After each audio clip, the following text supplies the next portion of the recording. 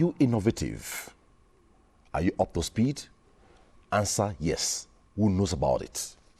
Are you aware that currently Nigeria is the third largest recipient of foreign direct investment in Africa? And we are told this testifies to the posture of the current administration across board in Nigeria. Nigeria is a foreign direct investment destination in Africa and one of the topmost in the world today. That's the focus of this segment of the program. My guests, Aliyu Abdullahi, Deputy Chairman, Buhari Media Organization, and a lawyer. Good to have you on the program. Thank you, Omini, for having me. Chukwudi Enekwechi, journalist, an elder and a veteran for that matter. Good to have you on the program. Thank you very much. All right, we'll not go into the issue of what is foreign direct investment, otherwise the time allowed for this segment will be off. But by the last statement sent in from the Buhari Media Organization, before I go to Enekwechi, you said one of the reasons for this is the fact that it goes to testify that and give assurances to the fact that Mr. President has said he will deliver on his electoral promises. What does this mean? Now, part of the things that this government did well and right, and which attracted the high level of inflow among the contemporary countries in Africa, as reported, analyzed by Ernst & Young, is the diversification of the economy and the policies, reforms that they have seen, also the sincerity on the part of this administration, and the ease of doing business, all the efforts that goes into ease of doing business. This, before, when you come to Nigeria and you want to invest, you are likely going to be met with a serious bureaucratic bottlenecks, is it permits in terms of licenses and things like that. But now all these were actually reduced to a minimal level. So that did a lot, so it become attractive for a foreigner who has his money and wants to bet, because the truth is we have a very huge market. Nigeria is a very big market with about 200 million population. Where do you get that ready available market like Nigeria? So with the ease of doing business that this administration has introduced and has been working on with the diversification of the economy, so many incentives, from the CVN policies, and also, the concentration of some of these policies around agriculture and mining that has made other people outside the country to say this country is serious. They really wanted to develop their mining sector. They wanted to develop their agri sector. So why can't we go there? Come and see companies bringing in, a lot of their money so that they can develop the agriculture. We're talking about rice mills. You were aware, because of our policy of the land border closure, for example, from importation of rice.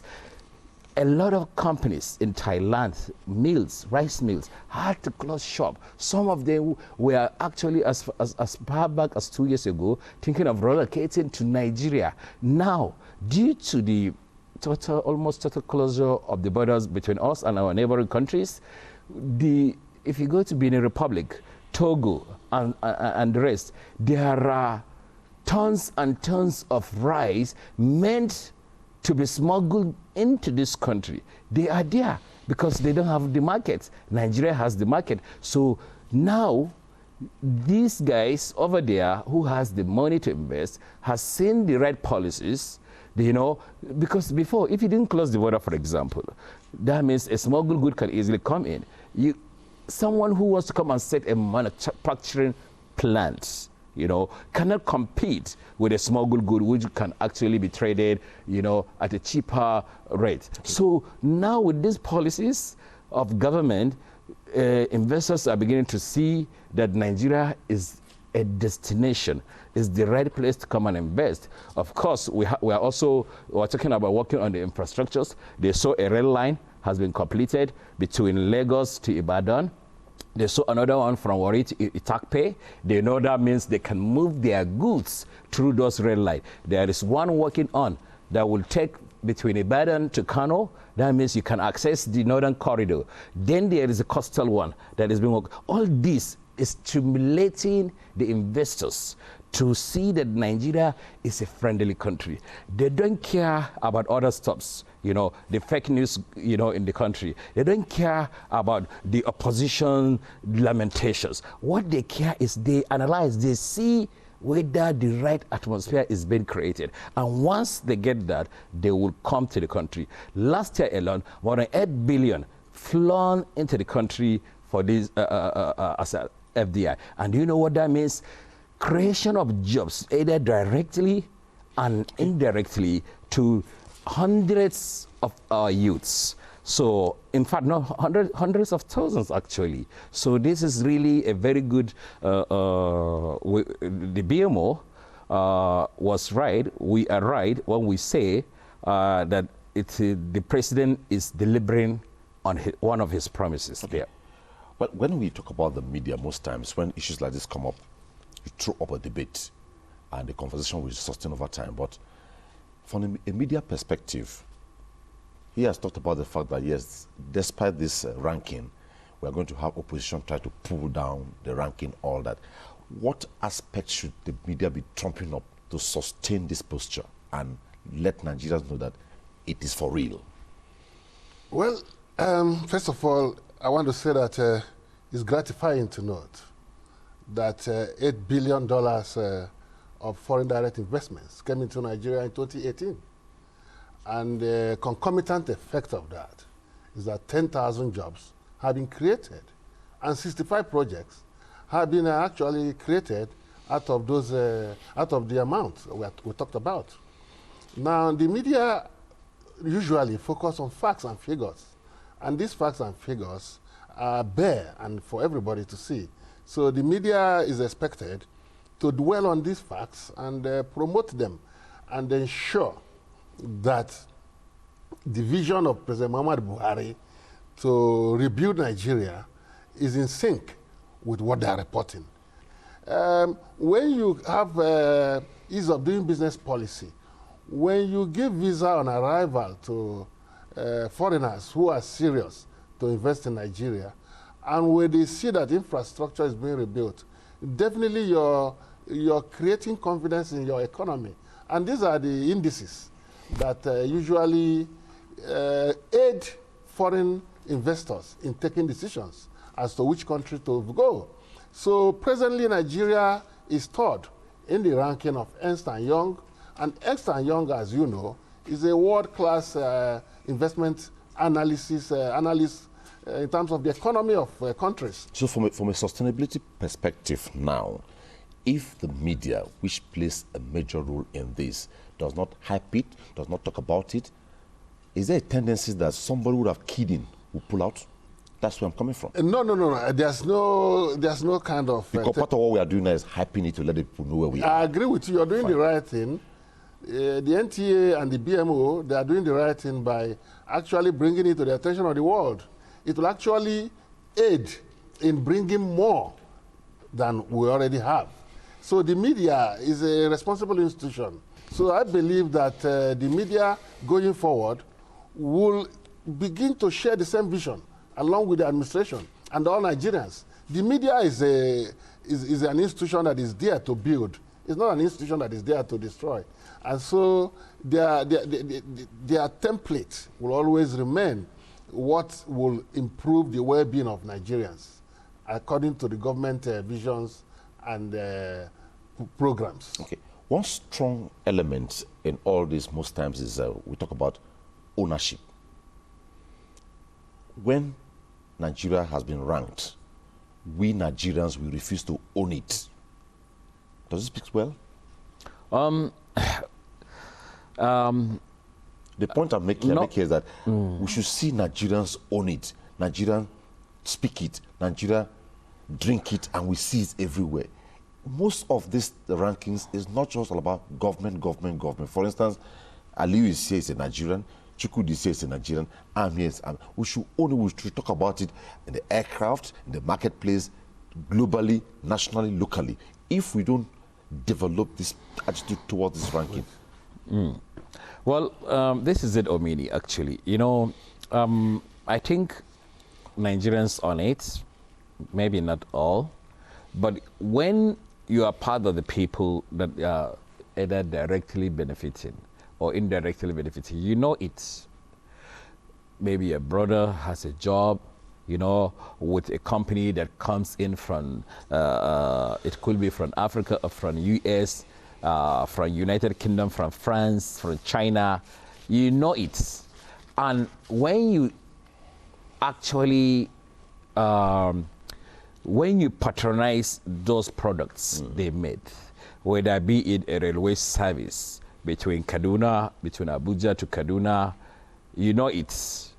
When you move your goods, you know, suddenly you start moving your goods, you clear your goods from the Apapa ports or Tinkan Island port, and you were able to move them directly from Lagos to Ibadan. Or when it's completed, you move it to Kano, you know it, you own it. So people own it by feeling it. Talking about it is good. It encourages people to know what is really happening, and it even sends the right signals to others, you know, that wishes to come and invest. Because let me tell you the truth, there are tons of people out there with the right, with the fund. Their economy is saturated. They are looking for an emerging economy, a growing economy, a big market to come and play.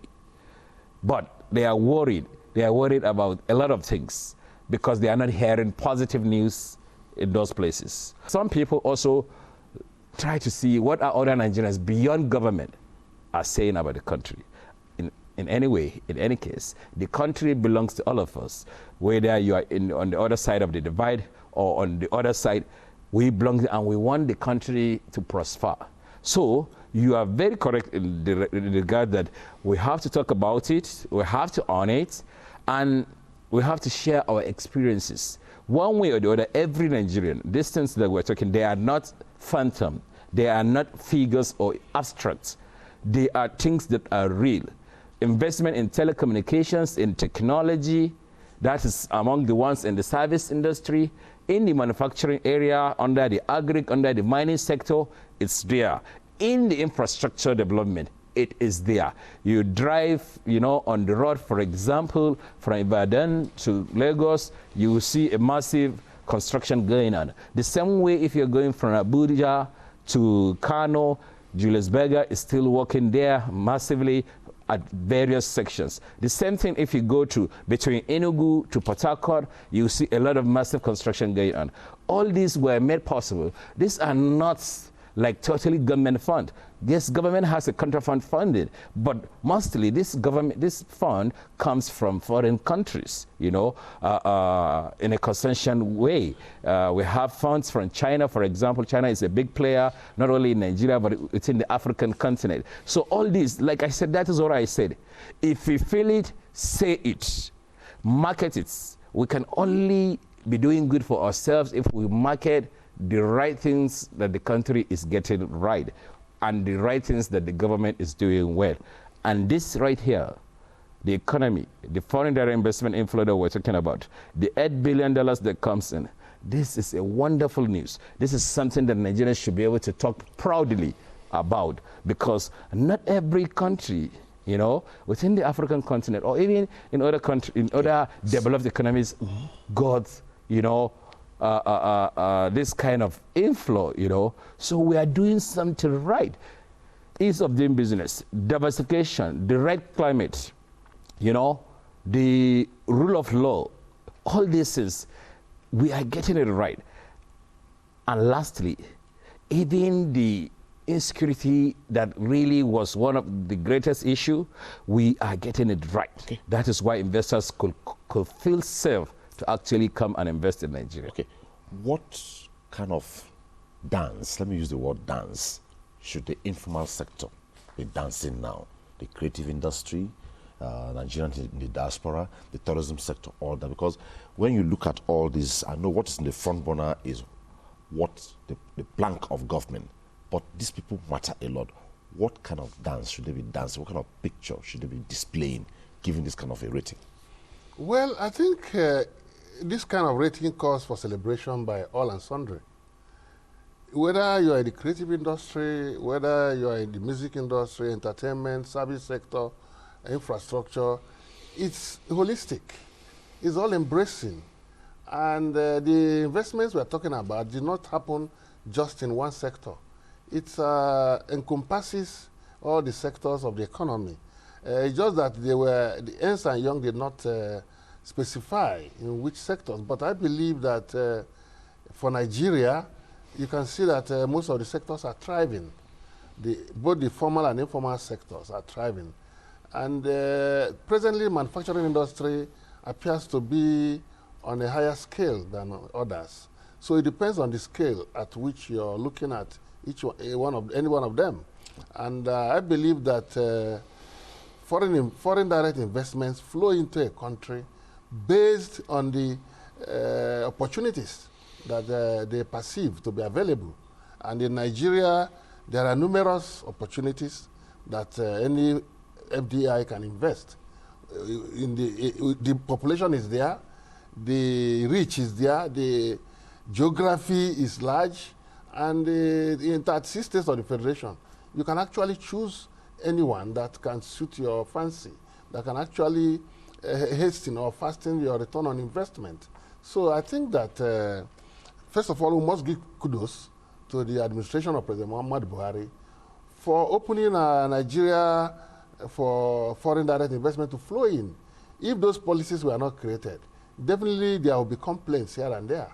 Okay. But now we're having a foreign analysis company telling us this is where we stand in terms of foreign direct investment, that we are number 3 on the scale, that we are number 3 in terms of rating in Africa, coming after only Egypt and South Africa, I believe. So going forward, I think that everything looks bright. The horizon looks bright for more foreign investments to flow in, as far as President Muhammadu Buhari is in power. And I believe that going forward, he has a good vision for Nigeria. Okay, Aliyu, just one sentence, one word for Nigerians before we wrap up this segment. It's well, it's actually difficult to put in, but actually, just try one sentence. One sentence. I think we are great. We are a grateful nation that things are beginning to look good for us. Okay, thank you, gentlemen. Thank you. The picture is it has been rated. We have to sustain it and move on from there. It would rather be dangerous if it is a relapse. We go backwards. So we hope by next time we should be rated first, and Egypt and South Africa should be coming back to back after Nigeria.